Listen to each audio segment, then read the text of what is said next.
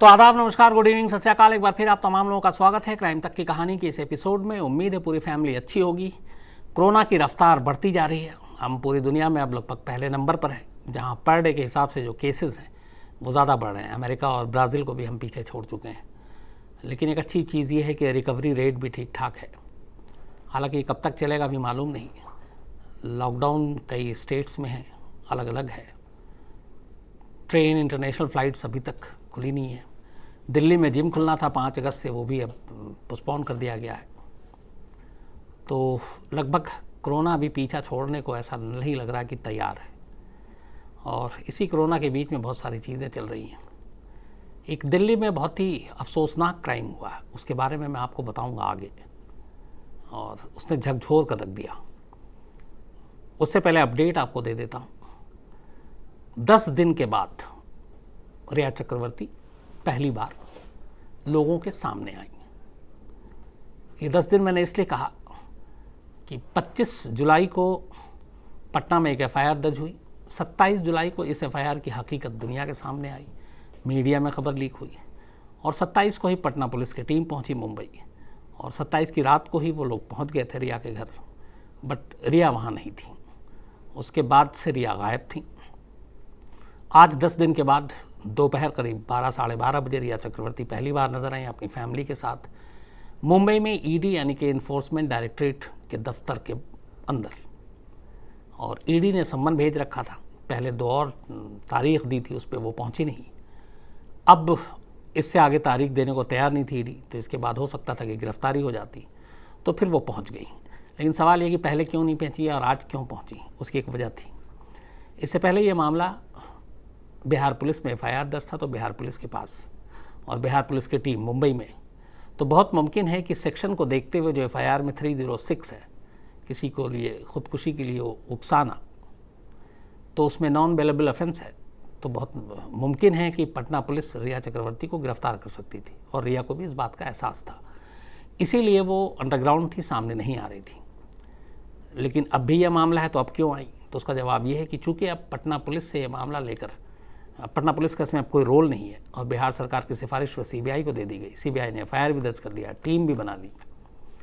लेकिन जैसा कि मैं 2 दिन से कह रहा हूँ, ये सब कुछ होने के बावजूद मुंबई पुलिस से जाकर वहाँ पे जांच करने के लिए उन्हें ज़रूरी इजाज़त चाहिए।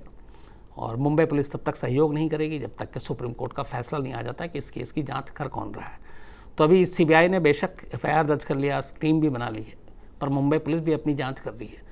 तो फिर से दोनों में टसल ना हो जाए, इसलिए अभी सीबीआई ऐसी हरकत भी नहीं करेगी कि वो जो बिहार पुलिस ने गलती की तो सुप्रीम कोर्ट से कहेगी कि भाई एक डायरेक्शन पास करे कि मुंबई पुलिस इसमें सपोर्ट करे, और या फिर सीबीआई वेट करेगी मंडे तक कि कोर्ट का फैसला आ जाए कि जांच कौन करेगा। तो इसीलिए यही रीज़न था कि आज रिया चक्रवर्ती सामने आई, क्योंकि उन्हें मालूम है कि सीबीआई अभी उन्हें गिरफ्तार नहीं कर सकती, क्योंकि ऑफिशियली जो सीबीआई के हैंडओवर करना है पूरा केस, उसमें अभी भी कुछ कानूनी अड़चन है और सीबीआई को इतनी जल्दबाजी भी नहीं है। लेकिन बिहार पुलिस होती तो फिर रिया चक्रवर्ती शायद आज सामने नहीं आती, क्योंकि अगर आती और ईडी दफ्तर में पूछताछ के बाद बहुत मुमकिन है कि बिहार पुलिस उन्हें गिरफ्तार भी कर सकती थी।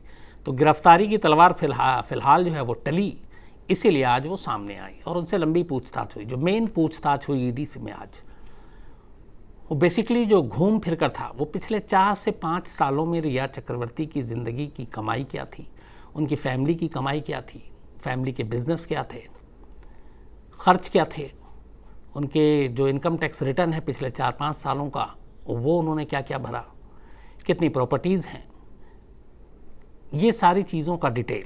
और जो एफआईआर में एलिगेशन है कि करीब 15 करोड़ सुशांत के अकाउंट से इधर से उधर गए, उस 15 करोड़ का उनके किसी अकाउंट से कोई लेना देना है कि नहीं।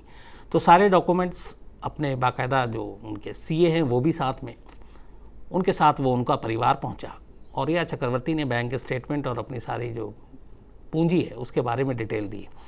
इसी में पता चला कि एक उन्होंने मुंबई में 2018 में एक फ्लैट भी ख़रीदा था और इसकी कीमत करीब, इन्होंने इसके लिए 60 लाख रुपए लोन लिए। और अलग अलग उन्होंने बताया कि पहले कैसे करीब 15-16 लाख रुपए उनकी कमाई थी, फिर वो बढ़कर 20, 25, 30 हुई, फिर 60 लाख के करीब हुई। और इसी फिल्मों में ही और ऐड और बाकी चीज़ों से जो कमाई हुई उसी के बलबूते पे उन्होंने कहा कि उन्हें लोन मिला और उस लोन से उन्होंने एक फ्लैट ख़रीदा। हालांकि वो अभी अंडर कंस्ट्रक्शन है, अभी बना नहीं है पूरी तरह से, जब वो बनेगा तो उसके बाद हैंडओवर किया जाएगा। ये रिया चक्रवर्ती ने अपने नाम पर लिया और इसका पेमेंट उन्होंने चेक से किया और बाकी लोन लिया। तो ये कागजात, सुशांत के अकाउंट के पैसों की बातचीत, ये सारी ईडी पूछताछ कर रही है। उनकी फैमिली में कौन क्या करता है, कौन बिजनेस करता है, कितनी आमदनी है, कितना खर्चा है, इन सब चीज़ों के बारे में भी पूछताछ हो रही है। तो ईडी अगर संतुष्ट होगी पूछताछ से तो ठीक है, अगर ईडी को लगेगा गड़बड़ है तो ईडी के पास पावर है और वो रिया चक्रवर्ती को गिरफ्तार कर सकती है।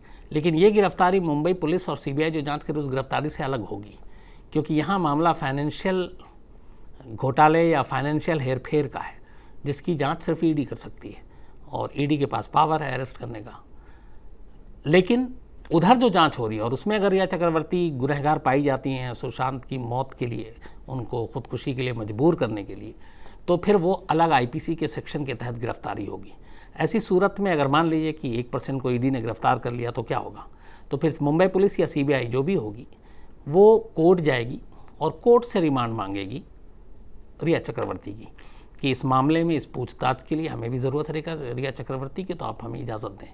तो ऐसे मामलों में कोर्ट उन्हें इजाज़त दे सकती है। लेकिन ये सारी बातें तब हैं जब रिया चक्रवर्ती के ख़िलाफ़ कुछ सबूत मिलता है, गुनाह साबित होता है, चाहे वो फाइनेंशियल हो या फिर सुशांत की मौत से लेकर हो।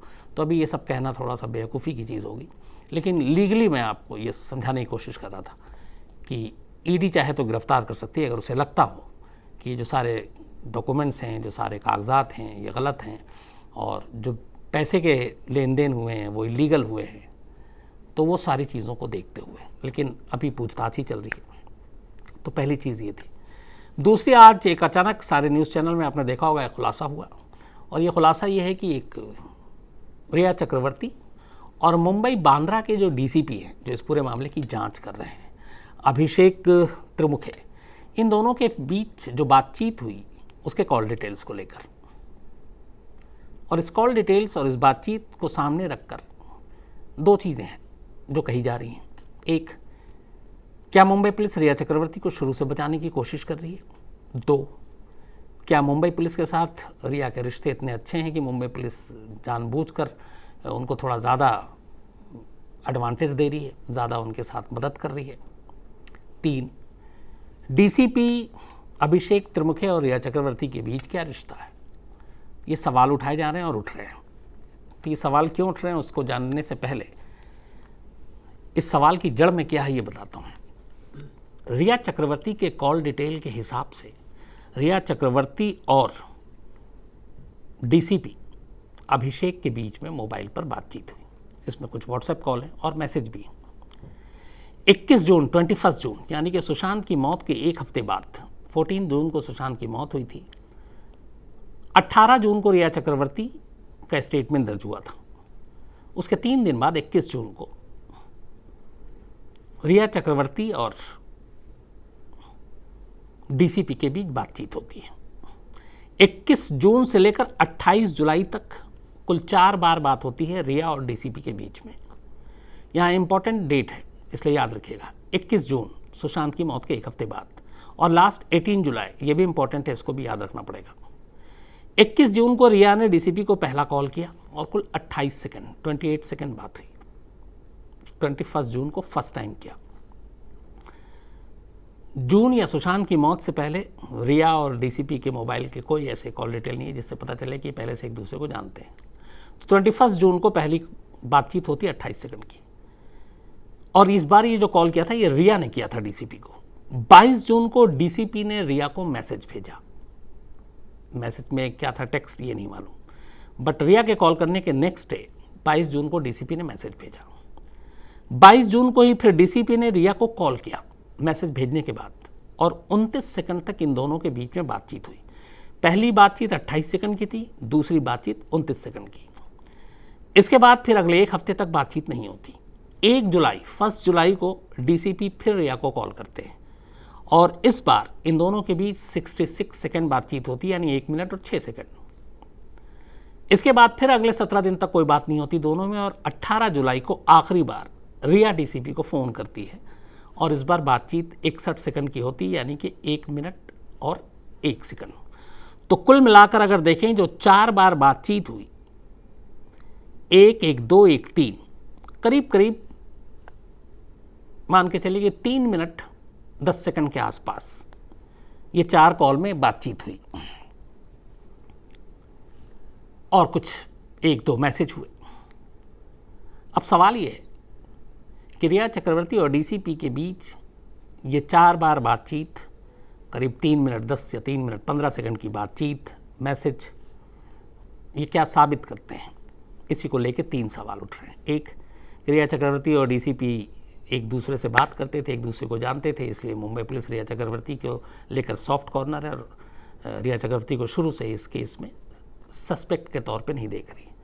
दूसरा कि इस केस के दौरान में रिया और इनका बात करना, इसका मतलब है कि सांठगांठ है पुलिस और रिया में।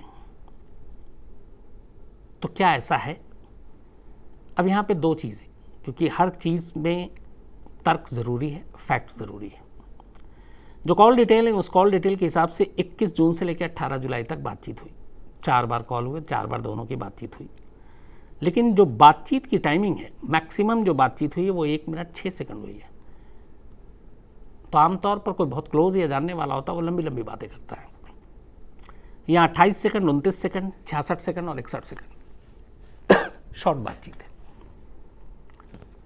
इससे क्या निकलता है? इससे बहुत कुछ पता चल सकता है। वो ये कि ये दोनों कुछ इतनी करीबी वाली बातचीत नहीं कर रहे होंगे। अब लेकिन कोई भी बातचीत कर सकता है, उसको इग्नोर भी नहीं कर सकते। लेकिन फिर डेट बड़ा इंपॉर्टेंट है यहाँ पर। 21 जून को फर्स्ट टाइम रिया कॉल करती है सुशांत की मौत के 1 हफ्ते बाद, और आखिरी कॉल करती है 18 जुलाई को, यानी कि सुशांत की मौत से पहले वो शायद डीसीपी को नहीं जानती होगी, और 18 जुलाई तक कॉल किया लास्ट। यहाँ पे भी इससे भी एक मैसेज निकलता है।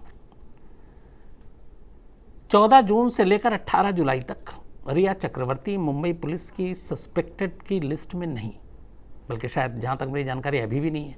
मुंबई पुलिस एक तरह से क्लीन चिट दे रही है, जिसकी वजह से सारा हंगामा हो रहा है। और रिया चक्रवर्ती से एक बार सांता क्रूज पुलिस स्टेशन में और एक बार बांद्रा पुलिस स्टेशन में, 2 बार मुंबई पुलिस, ये बांद्रा की जो टीम है, जो डीसीपी अभिषेक त्रिमुखे की, ये पूछताछ कर चुकी है। तो 21 जून से 28 जुलाई तक रिया चक्रवर्ती वांटेड नहीं थी, रिया चक्रवर्ती की तलाश नहीं थी, रिया चक्रवर्ती कहीं से एक्यूज नहीं थी, सस्पेक्ट नहीं थी, और मुंबई पुलिस ने 2 बार के बाद फिर पूछताछ के लिए बुलाया भी नहीं। तो ऐसे में एक डीसीपी से बात करने का क्या मतलब होता है? 2 ही चीज़ें हो सकती हैं।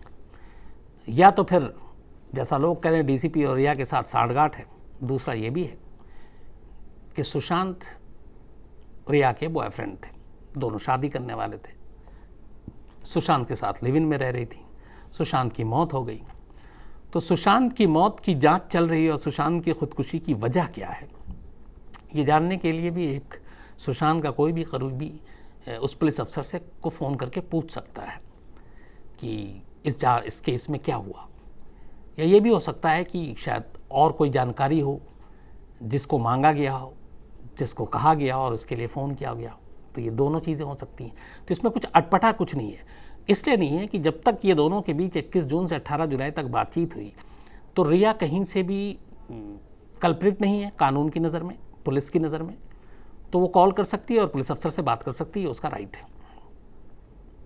हाँ, यहाँ पे पेंच तब फंसता जब 27 जुलाई के बाद रिया और डीसीपी के बीच बातचीत के कॉल डिटेल आते हैं, 27 से लेकर अभी तक।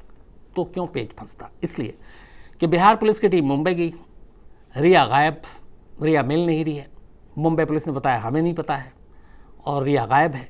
अब ऐसे में अगर वो एक तरफ मुंबई में जाकर बिहार पुलिस ढूंढ रही है और रिया नहीं मिल रही है, और वो डीसीपी से बात कर रही है, तो फिर शक और सवाल दोनों खड़े होते हैं। लेकिन जब तक पटना में उसके खिलाफ एफआईआर दर्ज नहीं हुआ, जब तक रिया एक्यूज नहीं बनी 306 का अबेटमेंट ऑफ सुसाइड का, तब तक डीसीपी से बात हो रही है। लेकिन जब एफआईआर दर्ज हुई, ये चीज़ें सामने आए, उसके बाद से, मतलब 18 जुलाई के बाद से ही, एफआईआर दर्ज होने से लास्ट बात 1 हफ्ते पहले हुई थी, एफआईआर दर्ज होने के बाद दोनों के बीच कोई बातचीत नहीं हुई।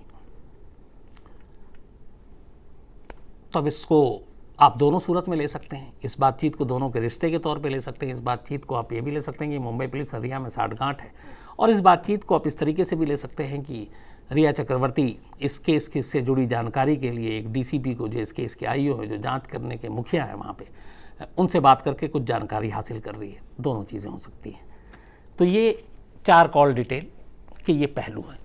तो इसको अपने अपने हिसाब से जिसको जो सूट करता हो, इसके एंगल को वो ले सकता है। इसमें कोई रोक टोक नहीं है जब तक आखिरी फैसला नहीं आ जाता। तो एक चीज़ ही हो गई। बाकी अगले हफ्ते इस मामले में जो भी केस की जानकारी या फिर केस की जिम्मेदारी किसको दी जाएगी वो होगा। बिहार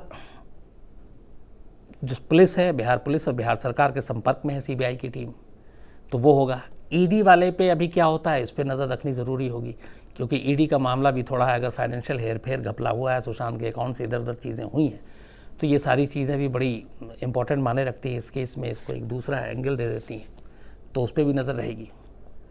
तो कुल मिलाकर अभी अगले हफ्ते जब तक सीबीआई या मुंबई पुलिस कौन इसका फैसला नहीं हो जाए, इस केस में हलचल बनी रहेगी।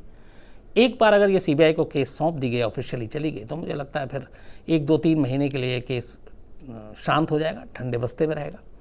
क्योंकि सीबीआई डेली और इस तरीके से खबरें लीक भी नहीं करवाएगी, और जब कुछ फाइनल नतीजा कंक्लूजन पे पहुंचेगी तो फिर शायद एक बार वो सामने आए और बताए कि क्या कुछ था इस केस में असली, जिसको लोग जानना चाहते हैं। तो ये दे रही पूरी कहानी रिया और सुशांत और इस पूरे मामले को लेकर जो गरमाया हुआ है। इसी बीच में दिल्ली में एक बड़ा अफसोसनाक हादसा होता है, और ये हादसा इसी वीक का है, लास्ट ट्यूसडे का। दिल्ली में पीरागढ़ी एक इलाका है। पीरागढ़ी इलाके में एक 3 मंजिला मकान है, एक बिल्डिंग है, और इस 3 मंजिला मकान में करीब 25 कमरे हैं, 25 रूम्स। दिल्ली, मुंबई या बड़े शहरों में ये अक्सर ऐसा होता है कि पिंजड़े की तरह कमरे होते हैं, मजबूरियां हैं। इस पीरागढ़ी में बहुत सारी फैक्ट्रीज़ हैं, और यहाँ पे बहुत सारे मज़दूर काम करते हैं जो यूपी बिहार से आते हैं। तो एक मज़दूरों की बहुत बड़ी आबादी इस 3 मंजिला बिल्डिंग के अंदर रह रही थी, जिसमें 25 कमरे थे। इसका मतलब 25 परिवार पल रहा था इस कमरे में, और ज़्यादातर लोग आसपास की फैक्ट्रियों में मजदूरी करने के लिए जाते थे। इन्हीं में से एक परिवार बिहार का था, पति पत्नी और उनकी 2 बेटियाँ। एक बेटी जो बड़ी थी वो भी माँ बाप के साथ मजदूरी के लिए निकल जाती थी, और जो छोटी बेटी थी जिसकी उम्र 12 साल थी अभी, वो घर में अकेली उसको छोड़ देते थे। यही इनकी ज़िंदगी थी। लास्ट ट्यूसडे को भी माँ बाप और बहन ये सभी काम पे चले गए, और बच्ची अकेली थी घर में। देर शाम खून से लथपथ एक बच्ची बड़ी मुश्किल से उस कमरे से दरवाजे से बाहर आती है और अपने पड़ोसी के कमरे के दरवाजे तक जाती है।